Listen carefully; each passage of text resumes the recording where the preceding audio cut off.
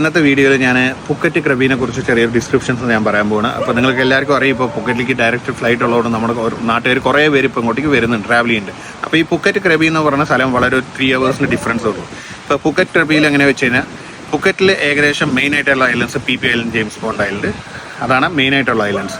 പിന്നെ ക്രബിയിൽ എന്ന് പറയുന്നത് ഹോങ് ഐലൻഡ്സ്, 4 ഐലൻഡ്സ്, 7 ഐലൻഡ്സ്, ഇതൊക്കെയാണ് മെയിൻ ആയിട്ടുള്ളത്. പിന്നെ സിമിലി എന്ന് പറഞ്ഞ ഐലൻഡ് ഇപ്പോൾ ക്ലോസ്ഡ് ആണ്, ഒക്ടോബറിൽ ഓപ്പൺ ആണ്, നല്ല ബ്യൂട്ടിഫുൾ ആണ്. അപ്പോൾ ഈ ഐലൻഡ്സിലൊക്കെ നിങ്ങൾക്ക് പോകണമെങ്കിൽ 100% നമ്മുടെ ഏജൻസിനെ കോൺടാക്ട് ചെയ്ത് നിങ്ങൾക്ക് ബെസ്റ്റ് റേറ്റ് കിട്ടും. പിന്നെ പാക്കേജ് ആയിട്ട് നമ്മൾ ചെയ്യുന്നുണ്ട്. ടൂർ സെപ്പറേറ്റ് ആയിട്ട് ചെയ്യുകയാണെങ്കിൽ അങ്ങനെയും ചെയ്യാൻ പറ്റും. ട്രാൻസ്ഫേഴ്സ് കാര്യങ്ങളെല്ലാം പ്രൊവൈഡ് ചെയ്യുന്നുണ്ട്. പത്തോങ് ഏരിയയിലാണ് നിങ്ങൾ ഹോട്ടൽസ് എടുക്കേണ്ടത്.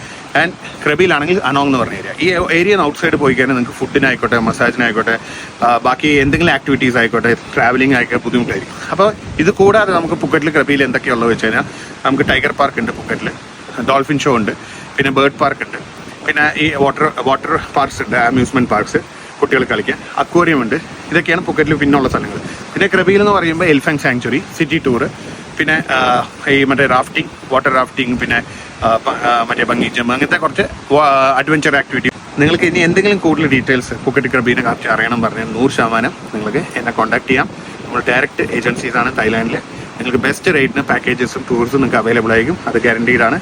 അപ്പോൾ അടുത്ത വീഡിയോ കാണാം. Till then bye.